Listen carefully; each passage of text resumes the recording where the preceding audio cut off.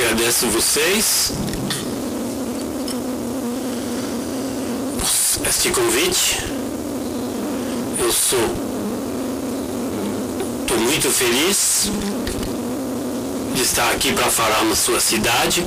É a primeira vez que eu venho em Blumenau e eu espero principalmente, como tinha sido apresentado, que isso suscitará eventualmente uma conversa entre nós a respeito de um tema que é, com efeito importante, o tema da moda. Portanto, eu escutei o que você apresentou aqui sobre essa iniciativa de Santa Catarina Moda Contemporânea. Eu diria que, ao lado do que é, do que existe, é necessário, é claro, pensá-lo. E a coisa não é fácil, é curioso, não é forçosamente fácil de falar e pensar o que é. No fundo, eu vou tentar dizer, mas nossa velha formação, nossa cultura, a vivência ocidental e judeu-cristão, tem uma tendência de sempre nos educar para pensar de um certo modo o que poderia ser, o que deveria ser. E daí tem uma enorme dificuldade paradoxal em apanhar o que existe. E o que existe, então, vai ser considerado como sendo secundário, frívolo, anedótico. E claro, em particular, a moda pode ser considerada assim como frívola, de pouca importância, quando é isso a verdadeira cultura.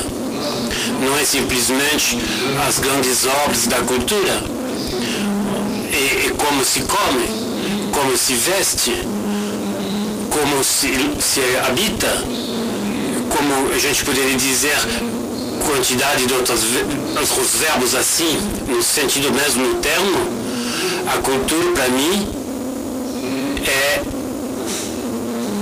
para retomar uma velha palavra francesa, o substrato, a boa terra, a partir da qual vai se desenvolver uma maneira de estar juntos. E, finalmente, eu considero que uma dessas maneiras é, efetivamente, como a gente vai se comportar em relação a si mesmo e em relação aos outros. Então, para bem apanhar o que é, bem dizer, o ser, a volta da moda, porque não é a primeira vez, a volta mais uma vez da aparência e dos jogos da aparência. É preciso saber direitar um quadro no verdadeiro sentido do termo, o que permite fazer sobressair um quadro, para retomar uma velha expressão latina, qual é o teatro do mundo. Para bem fazer ver o que é esse teatro do mundo, algumas grandes características. A primeira dessas características, no meu ponto de vista, e aí também não é uma coisa fácil, é a volta do imaginário. Finalmente, nossa concepção do mundo permanece uma concepção muito racionalista. Eu diria que leva em consideração só a dimensão quantitativa, a dimensão econômica. Enquanto que é preciso guardar no espírito essa dimensão econômica a dimensão material dessa existência não tem sentido só se a gente coloca isso num quadro geral do imaginário, no qual essa dimensão econômica está localizada.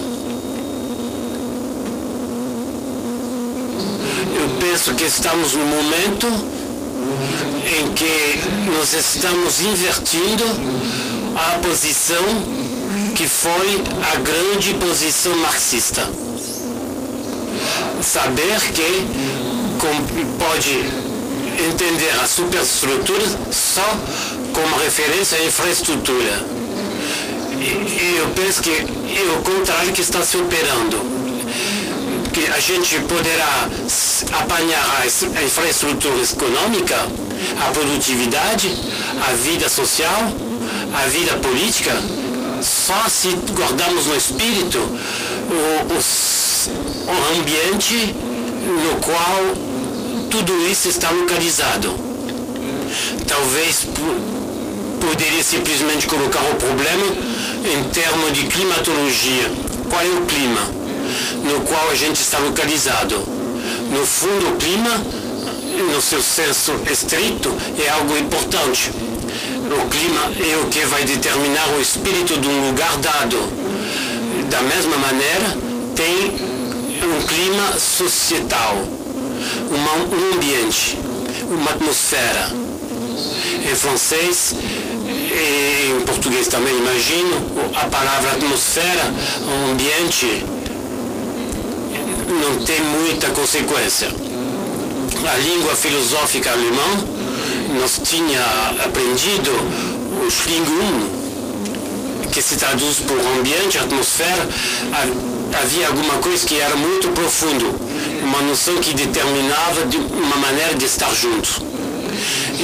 Eu diria que essa palavra alemã, esse ambiente geral que vai constituir o imaginário do momento. E isso que faz que, no fundo, a gente não pode entender a propaganda, o que é a política, o que é a geopolítica, o que é o marketing, a não ser se a gente tiver no espírito o quadro no qual está sendo localizado tudo isso. Eu empreguei a palavra de paradigma e eu acho que esse paradigma é algo que é importante de guardar no espírito. É um termo que foi empregado por um grande historiador da história da ciência, Thomas Kuhn, e que mostrava que o paradigma é, de uma certa maneira, uma matriz, um pouco como tem uma matriz em matemática, como há uma matriz biológica, ou seja, algo que permite que a vida nasça. Nós estamos assistindo ao fim do paradigma e, no mesmo tempo, à emergência do novo paradigma. E isso